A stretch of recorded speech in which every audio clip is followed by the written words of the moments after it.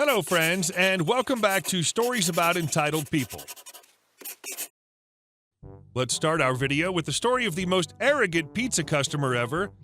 But before we begin, don't forget to subscribe to our channel if you're new here and turn on notifications so you don't miss a new video every single day. Here we go. Finally had enough.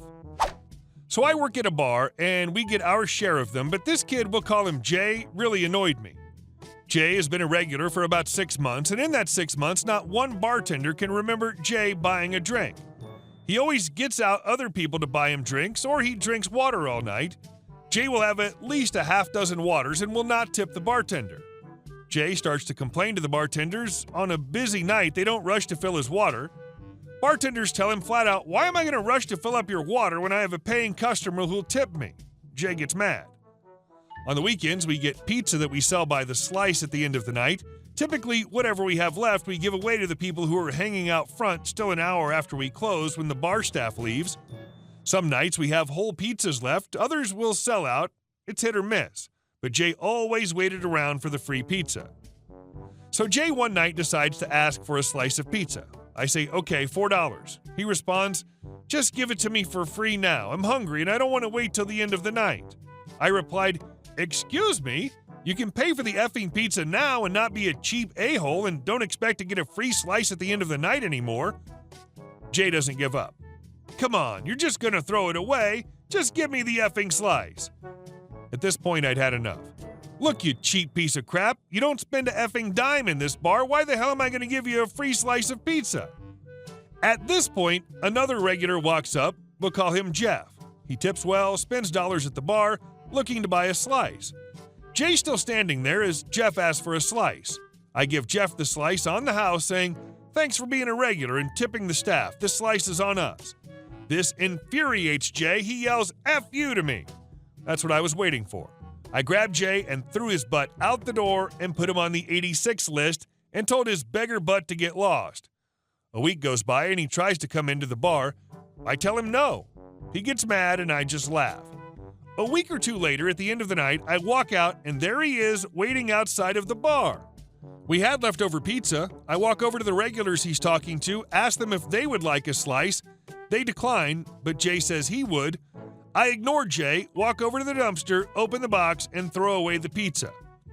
Jay's not been around for a while. I think he finally got the message.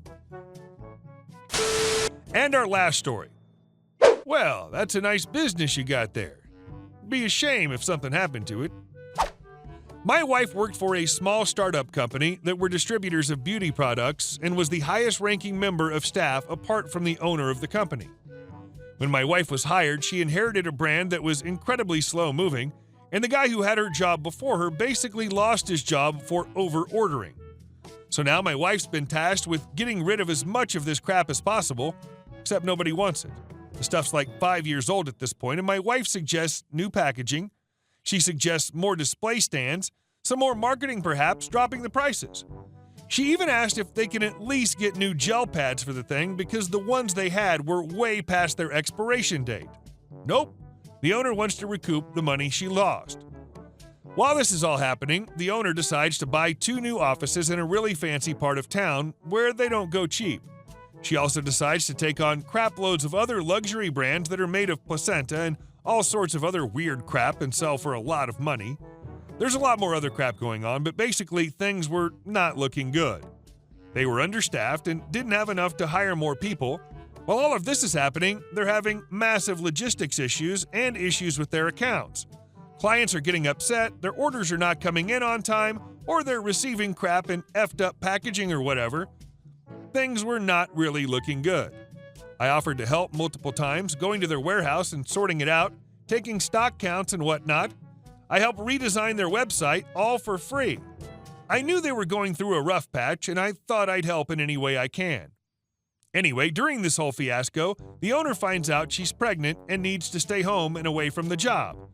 She doesn't really hand over the reins to anyone, but tells everyone to go through her. She'll work from home when she can.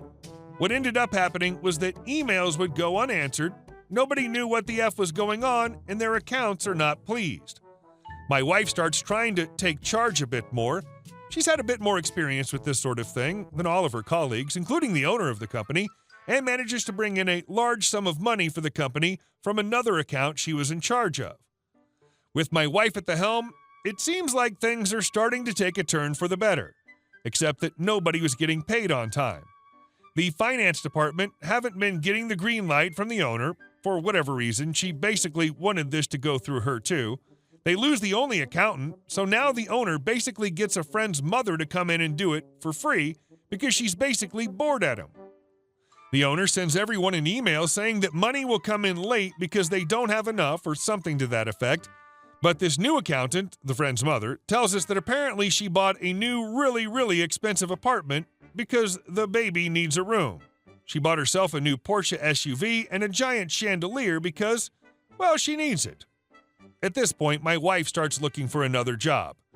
Anyway, the owner comes back and she starts complaining about how the business is doing really crappy and she needs to start laying people off. They go through some of the staff and the owner has this conversation with my wife about this old brand again. She suggests selling it to another person in another country.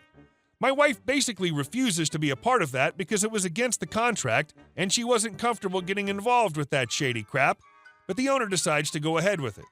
She also decides to do some other really shady crap. You see, in the country we live in, if you're selling any health products, you need to have it registered. I don't think this is the right term, but basically if you have a crate of 1,000 bottles of facial cream, each bottle needs to have a registration number according to the government, and it was incredibly expensive. The owner decides to not do that and to sell crap anyway. She also decided to basically remove the expiration dates on certain products and change them. She forged some documents, etc. The wife started to object to all this and started telling her colleagues to not sign anything and to be very careful about doing crap like this because they could personally be charged with a serious crime. It starts to feel like my wife's ruffled some feathers because the environment started to change a bit. One day, she calls my wife into work and tells her that she's fired because she's the highest paid member of the staff and she's not been hitting her targets consistently. My wife argues, but she brings up the numbers, and it's true. That old brand just wouldn't sell. It doesn't matter that my wife tried to get approval on many things that may have shown a bigger number, but the numbers didn't lie. By law, she's supposed to give my wife either 3 months' notice or pay her that amount. She doesn't do that. We started emailing her about it, and she started getting very aggressive about it, so we threatened to get legally involved with it. It was all an incredibly stressful time for us. We just got married, we just moved into a new apartment, bought a new car, and around this time we found out that my wife was pregnant. Anyways, during the whole process, my wife informed her that she doesn't want to pursue this, just pay her what she's due and she'll be out of her hair. She told her that she was pregnant and that it was incredibly stressful. The gyno had told us that my wife was a very high-risk pregnancy because of her age, so she needed to chill out. If she was working, she would have been signed off for the entire pregnancy. In any case, we realized that my wife's health insurance was canceled the day after she told the owner. Now, the owner could not legally do this because the case was not concluded. My wife was also not allowed to be employed during this time for the same reason. So we had to go through this mediation thing before we went to court. The way it worked was that the company was actually owned by a bigger company that basically provided business permits, and that company first had to try to sort it out before it went to court. Now, the bigger company makes its money from the companies it owns, so they may be a bit biased, even though they claim to not be. They claim that my wife has no claim, she's completely wrong. The owner also trawled through her emails and claimed that we were doing business via her business because my wife used her work email to get some business cards printed for me. They also claimed that my wife was committing espionage because she accessed her emails outside of work to email people to let them know that they should get in touch with someone else as she doesn't work there anymore, on the same day she was fired and was dealing with some urgent business. The numbers prove it in that she is not in fact owed anything because my wife broke the law by conducting business while still employed and committing espionage. Her employer also claimed that she overused her holidays and used our wedding as an example. She basically counted weekends and public holidays too, but that didn't matter. They even went so far as to claim that my wife had stolen company property because she took business cards that she obtained. The bulk of them were from before she was employed with this company. The whole process was so stressful for both of us. My wife decides that she really can't be bothered to pursue this anymore and gives in.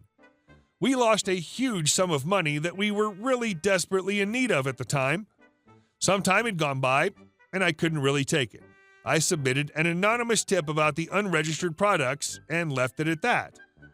A few days ago, I found out, indirectly, so I don't have specific details, that she was facing massive fines over that. The brand that my wife inherited found out about this shady deal. It was a complete breach of their contract, and she's being sued massively by the company she sold to as well because they didn't deliver everything as expected or something. This is still ongoing, but I really hope she suffers for the crap she's put us through. Hey guys, thank you all for watching the video. I'll see you in the next one.